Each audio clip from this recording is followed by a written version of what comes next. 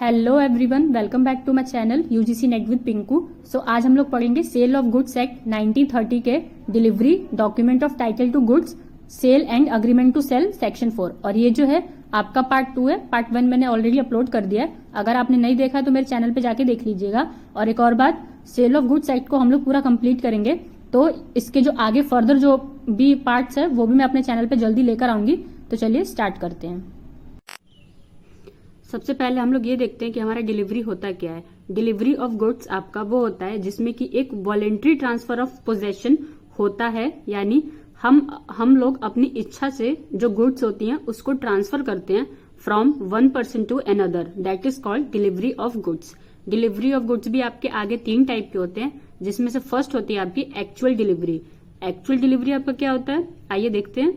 इसमें जो गुड्स होती हैं उसको हम लोग फिजिकली देते हैं बायर को, that is called actual delivery. Example से समझते हैं। मोहन ने राम को अपनी बाइक बेची, तो यहाँ पर क्या हुआ, मोहन खुद राम को देने गया अपनी बाइक, यानी मोहन जो है वो खुद जाके राम को फिजिकली अपनी बाइक देगा उसके हाथ में, that is called actual delivery. Next है हमारा कंस्ट्रक्टिव डिलीवरी। कंस्ट्रक्टिव डिलीवरी आपका क्या होता है, इसमें जो है हम लोग अपने गुड्स को रखने की या होल्ड करने की जो पावर है वो किसी थर्ड पार्टी को दे देते हैं। इसमें जो है हमारे गुड्स का एक्चुअल पोजेशन वो चेंज नहीं होता है at the time of transfer, और ये भी बोल सकते हैं कि जो गुड्स की कस्टडी होती है वो भी चेंज नहीं होती है। फॉर एग्जाम्पल, मैंने मेरे फ्रेंड के बिहाफ से एक पार्सल उसका ले लिया, फ्रेंड के बिहाफ पे उसका पार्सल ले लिया और उसको होल्ड किया, तो यहाँ पर मैं क्या हुई, थर्ड पार्टी। मुझे क्या है, मेरे फ्रेंड ने वो पावर दी कि हाँ आप मेरा पार्सल होल्ड करिए मेरे लिए, तो इसको हम लोग बोलते हैं कंस्ट्रक्टिव डिलीवरी। लास्ट होता है आपका सिंबॉलिक डिलीवरी। सिंबॉलिक डिलीवरी आपका क्या होता है, इसमें जो है हम लोग फिजिकली सामान को उठाकर बायर को नहीं देते हैं। Either we can give a thing in a token और a transfer of some other thing. Example से समझते हैं, जैसे कि हमने अपनी शॉप को बेचा, शॉप के अंदर गुड्स भी थे, हमने क्या किया, फिजिकली दुकान को उठा के बायर को तो दे नहीं दी होगी, हमने क्या किया होगा, बायर को दुकान की कीज को दिया होगा। और क्या दिया होगा, दुकान की कीज दी होंगी और दिया होगा document of title of goods buyer को, तो इसको हम लोग बोलते हैं सिंबॉलिक डिलीवरी। नेक्स्ट है हमारा document of title to goods. Document of title to goods आपका क्या इंक्लूड करता है, ये जो है हमारा इंक्लूड करता है आपका bill of lading, dock warrant, warehouse keeper certificate, फिर होता है हमारा रेलवे रिसीट, फिर होता है मल्टी मॉडल ट्रांसपोर्ट डॉक्यूमेंट, फिर होता है हमारा वारंट और order for the delivery of goods and etcetera. Next है हमारा मर्केंटाइल एजेंट। ये आपका सेक्शन 29 के अंदर आता है। इसमें जो है एक प्रिंसिपल पर्सन किसी एक अदर पर्सन को अथॉरिटी दे देता है आइदर टू सेल और consign the goods under the behalf of one और both the parties, for example brokers. Next है हमारा प्रॉपर्टी सेक्शन। ये आपका 211 के अंतर्गत आता है।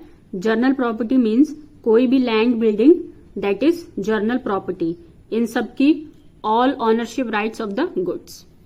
नेक्स्ट होता है हमारा इंसॉल्वेंट। ये जो है आपका सेक्शन 28 के अंदर आता है।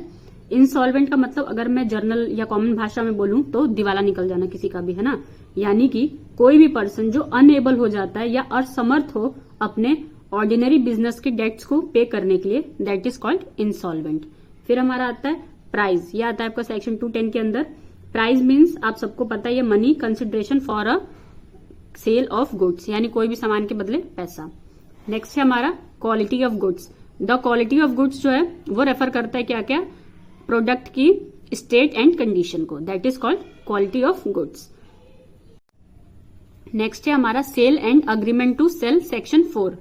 एन एग्रीमेंट ऑफ सेल और the agreement to sell becomes a sale जब क्या होती है, हमारी सर्टन कंडीशंस जो होती हैं एग्रीमेंट की वो पूरी हो जाती हैं, और जो कॉन्ट्रैक्ट है ये आपका फॉर्मल और वर्बल एग्रीमेंट भी हो सकता है, that is enforceable by law. अब हम लोग देखते हैं कि हमारा सेल क्या होता है।